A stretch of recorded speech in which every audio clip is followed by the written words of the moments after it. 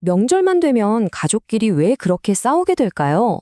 오늘 우리는 그 원인이 단순히 성격 차이 때문이 아니라 보이지 않는 조상 영혼 때문이라는 아주 독특하고 어쩌면 좀 놀라운 주장을 한번 파헤쳐 보려고 합니다.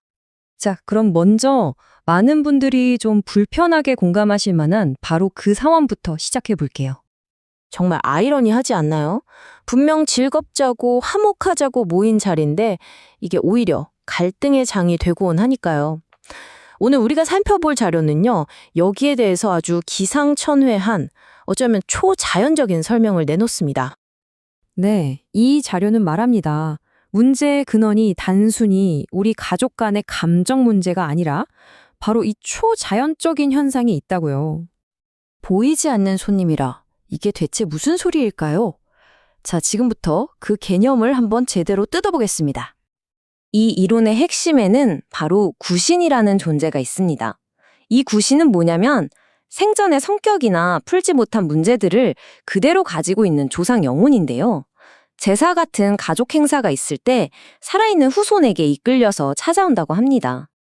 이게 정말 흥미로운 지점인데요. 왜 같은 부모 밑에서 자란 형제자매인데도 성격이 완전히 다르잖아요. 그리고 유독 명절에 모이면 그 성격 차이가 격렬하게 부딪히고요. 바로 각자에게 서로 다른 조상 영혼이 붙어 있기 때문이라는 설명인 거죠. 아니, 그럼 이 영혼들이 대체 우리한테 얼마나 영향을 미친다는 걸까요? 놀랍게도 말이죠. 이 자료는 아주 구체적인 숫자까지 제시합니다. 그러니까 우리 행동의 70%는 우리 자신의 의지인데 나머지 30%는 조상 영혼의 영향을 받을 수 있다는 거예요.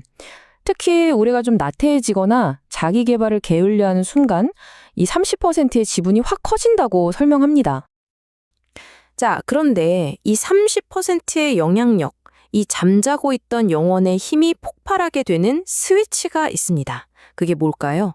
네, 바로 술입니다. 이 자료는 아주 명확한 3단계를 보여주는데요. 첫 잔은 다들 분위기 좋게 시작하죠. 그러다 두 번째 잔부터 슬슬 묘한 긴장감이 흐르기 시작하고요. 그리고 문제의 세 번째 잔, 이때부터 내 의지는 흐려지고 조상 영혼이 내 몸의 통제권을 장악하게 된다는 겁니다. 바로 이 순간부터는요, 내가 술을 마시는 게 아니게 되는 겁니다. 자료에 따르면 말이죠, 귀신이 술 먹고 있는 거예요. 바로 그 영혼이 술을 마시면서 그 안에 묵혀뒀던 온갖 원한과 불만을 터뜨리는 거죠. 즐거웠던 모임이 순식간에 난장판이 되는 순간입니다. 자, 그럼 이 지긋지긋한 문제를 어떻게 해결해야 할까요? 이 자료는요, 우리가 완전히 새로운 시대에 들어섰기 때문에 이제는 사회 질서부터 의식까지 모든 걸 바꿔야 한다고 아주 강력하게 주장합니다. 핵심은 바로 이거예요. 역할의 대전환. 예전엔 우리가 조상한테 빌었잖아요. 복 달라고. 근데 이제는 정반대라는 겁니다. 지식을 갖춘 우리가 오히려 혼란스러워하는 영혼들을 이끌어줘야 한다는 거죠. 그리고 이런 새로운 시대를 열기 위해서 이 자료는 개인의 역량에 따라서 사회를 상층, 중층, 하층 이렇게 세 계층으로 나눠야 한다는 다소 파격적인 구조를 제안합니다. 각 계층마다 책임이 아주 명확하게 나뉘는데요. 여기서 특히 주목할 만한 게 바로 하층 계급은 제사를 지내면 안 된다고 못 박는 부분이에요. 왜냐?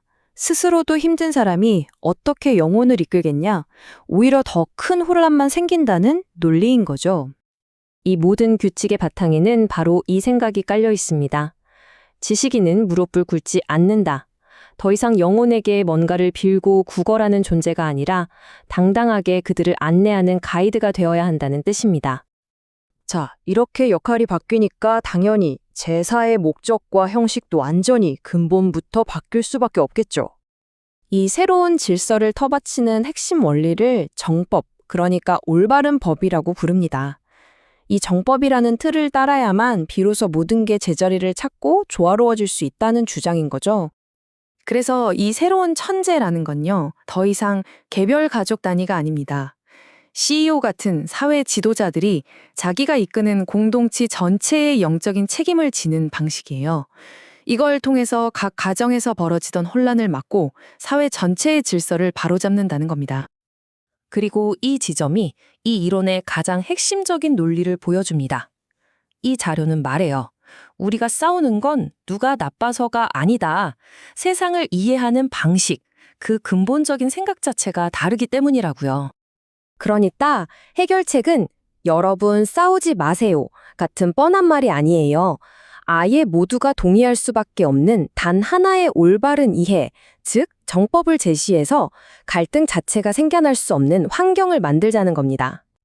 결국 오늘 우리가 살펴본 이 아주 독특한 이론은 우리에게 이런 질문을 던지고 있는 셈입니다.